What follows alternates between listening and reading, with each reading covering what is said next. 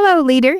Today's episode is all about the big mistakes I keep seeing leaders make over and over again.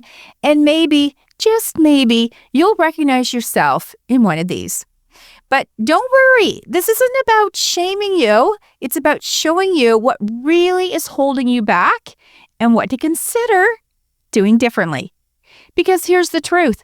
Every single one of these mistakes is going to cost you time, energy, money, and credibility.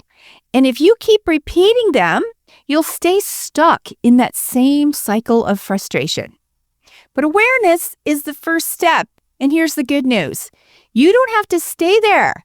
In this episode, you'll hear client stories, you'll hear the lessons they learned the hard way, and you'll get clear actions you can take so you don't make these mistakes over and over again.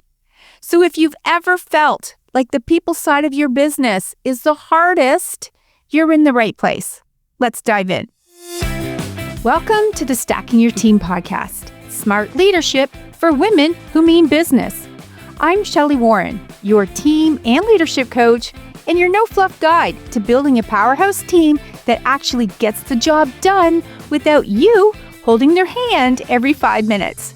You're not just a business owner, you're the leader now, and I'll help you step up, lead smart, and stop micromanaging. Stick with me and you'll learn how to hire, fire, and inspire a team you lead with confidence and finally get your night and weekends back. And here's the hard truth.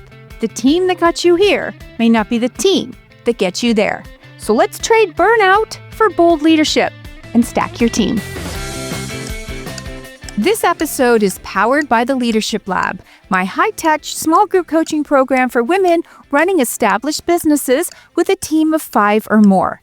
If you're tired of being pulled into every little thing and you want more time for strategy, creativity, maybe some VIP clients, maybe you even want to open up a second business, you don't have to do it all alone.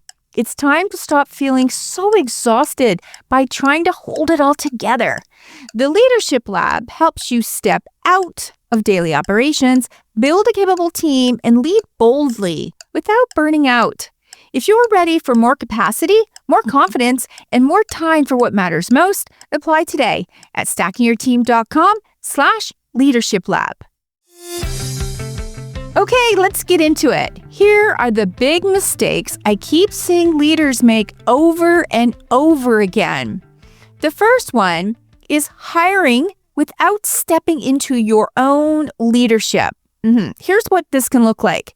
Instead of making thoughtful, strategic decisions, you convert to your conditioning. So you show up acting out what your family modeled for you, or the first boss you ever worked for. If you grew up in a home where just be grateful someone showed up, or good help is hard to find was the hiring standard, you might repeat that same low bar in your own business without even realizing it. I had a client who admitted that her very first hire was someone her neighbor recommended. No interview, no questions asked, just a warm body she thought that could help. Within weeks, she was resentful, frustrated, and secretly blaming her neighbor. It's not that this person was bad, her hiring process was bad, as in non-existent. Something else I've noticed over the years is that at a particular level of business ownership, typically early on and right at the cusp of growing, business owners keep their expectations low for hiring because they don't really believe that they have anything great to offer someone. But once they gain confidence in the impact their business is having for their clients and customers, they also realize that they're offering careers instead of jobs. Boom! That's when everything shifts because she stepped into her leadership. Here's another big mistake I keep seeing leaders make over and over again.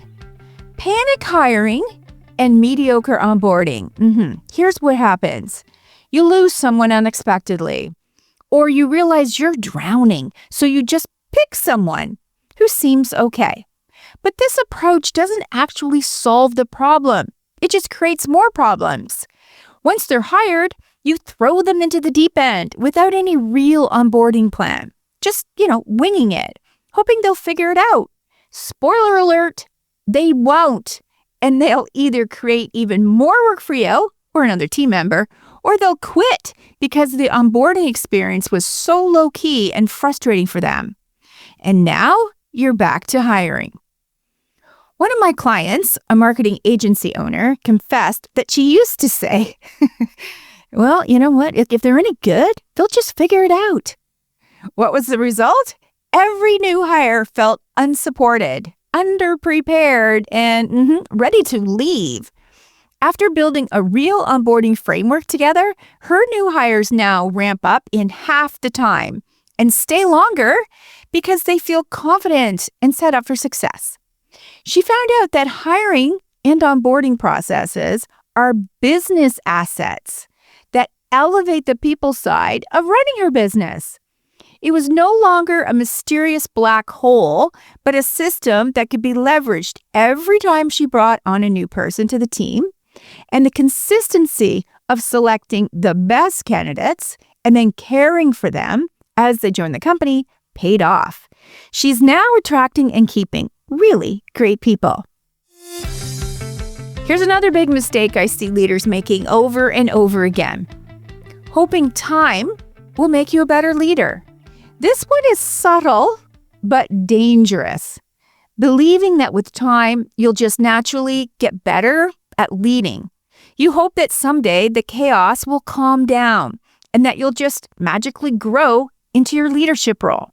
But leadership isn't osmosis, it's a skill set.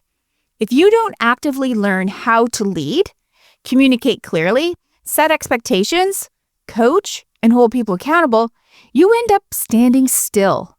Worse, your business can't grow past your current capacity. One of my clients runs a successful therapy practice. She kept telling herself, next year I'll figure out how to lead my team. But each year she got busier, her team got bigger, and the problems multiplied.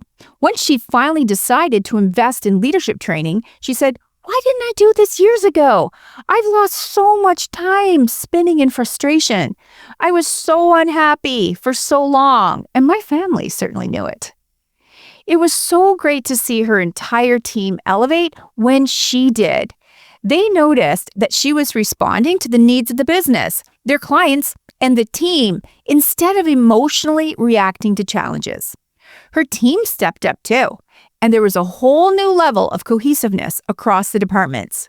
People were happy, and it impacted her revenues too. Here's another big mistake I see leaders making over and over again. Hanging on to everything. Here's what this can look like. You attend every meeting. You're CC'd on every email. You hold onto every task, not because you want to, but because you don't fully trust your team to do it well. Or you convince yourself, well, they're not ready. If you're honest, sometimes you'll even think to yourself, I think it'll just be faster if I do it myself. But here's the truth. If you don't start delegating, teaching, and transferring ownership, your business will always bottleneck around you. You'll stay stuck in the weeds, exhausted, and secretly resentful. A law firm owner I worked with admitted that she was sitting on every client intake call, even though she had a capable team that could handle it. She told herself, I need to be there in case something goes wrong, and I don't want to risk losing a sale. The result? She was working more than 60 hours a week and slowing down her own firm's growth. Once she finally delegated those calls and coached her team to succeed, she realized the clients were just as happy, sometimes even happier, because they were getting faster responses to their inquiry call and immediately getting scheduled to begin their services, getting the help they wanted, but faster. Delegation is not about lowering your standards. It's about teaching your standards so your team can deliver without you. And here's the last big mistake that I keep seeing leaders make over and over again that I'll share with you today. Here it is. Overpaying and over-tolerating poor performance. Ooh, this one, it's a common dilemma. Keeping people on the payroll who are clearly not performing. Now, you know the signs. You've been frustrated with this person for months, maybe years. You're paying them well, sometimes even overpaying them. And sometimes you actually are giving them team bonuses because you don't want to leave them out or cause any drama. Yet the results are minimal. And you keep hoping they'll get better with time, but it never really happens. And still, you don't take action. Why? Because you don't know how to terminate them without causing drama, or you're afraid of what it will mean for team morale, or you're so overwhelmed by the thought of finding a replacement that you convince yourself, well, it's just easier to hang in there and tolerate it. But here's the truth. Tolerating poor performance is not normal. It's also not leadership. It's avoidance, and it's costing you money, energy, and credibility with the rest of your team. One of my clients ran a dental practice and admitted that she was paying her office manager nearly double what others in the role were earning locally. But she said to herself, I can't imagine replacing her. It would be too disruptive. Meanwhile, the rest of her team saw the lack of accountability and decided they'd stop giving it their all too. So performance right across the team slipped. New hires were confused, and some of them left, believing the place didn't have a future for them. Once she finally made the courageous decision to let that person go and developed 5-hour work plans, beginning with key roles, accountability rose. People felt more compelled to step it up. She thoughtfully searched for a replacement and hired someone who was more engaged, more skilled, and actually didn't cost as much. She told me later, "Why didn't I do this 2 years ago?" When I think about how much I was paying her and how often I felt like we were being ripped off, now I feel like I've got my business back. She now knows that hanging on to low performers just drains you and demoralizes the high performers you do have. Letting people go who are not meeting your expectations and doing it respectfully and strategically is one of the most freeing leadership moves you can ever make. Okay, let's recap. Here are those 5 big mistakes leaders keep making over and over again. The first one was hiring without truly stepping into your own leadership. So you're reverting to old conditioning instead of raising the standards of the level of leadership your business and your team deserves now. The second one was panic hiring and just, winging your onboarding, hoping it will all just work out. The third one was hoping you'd magically get better with time as a leader instead of learning how to lead. The fourth one was hanging on to everything yourself, attending every meeting, doing all the work, and bottlenecking your own growth. And the last one was overpaying and tolerating poor performance because you're too afraid, too overwhelmed, or just, too unsure of how to make that big of a change. So here's the thing. These mistakes aren't proof that you're a bad leader. They're proof that you need the right level of support. Because leadership isn't something you figure out someday. It's a skill you build with coaching, with frameworks, and with a group of other leaders who are also evolving. And you also do this with accountability to honor your own commitment to grow as a person. If you're tired of repeating these mistakes and frustrated that nothing seems to change, I want you to know it doesn't have to be this way any longer. With the right coaching, you can stop hiring in panic, stop tolerating mediocre people, and stop holding yourself back from leading at a level your business deserves. That's what we do inside the Leadership Lab. It's where you'll learn how to build and lead a team you can actually trust to run the day-to-day, so you can step into the role of leadership and have quality time for your highest valued work as a strong and confident leader. Apply today at stackingyourteam.com/leadership lab. I'll personally read your application, and I can't wait to hear your story. Thanks for tuning in to the Stacking Your Team podcast, smart leadership for women who mean business. If today's episode helped you see your leadership in a new way, I'd love to hear about it. Come connect with me on Instagram, where I'm at Stacking Your Team, and tell me what's troubling you about your team right now.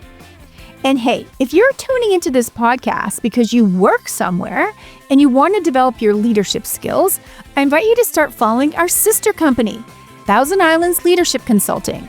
Check us out on Instagram or LinkedIn, and you can chart a course to your next level of leadership.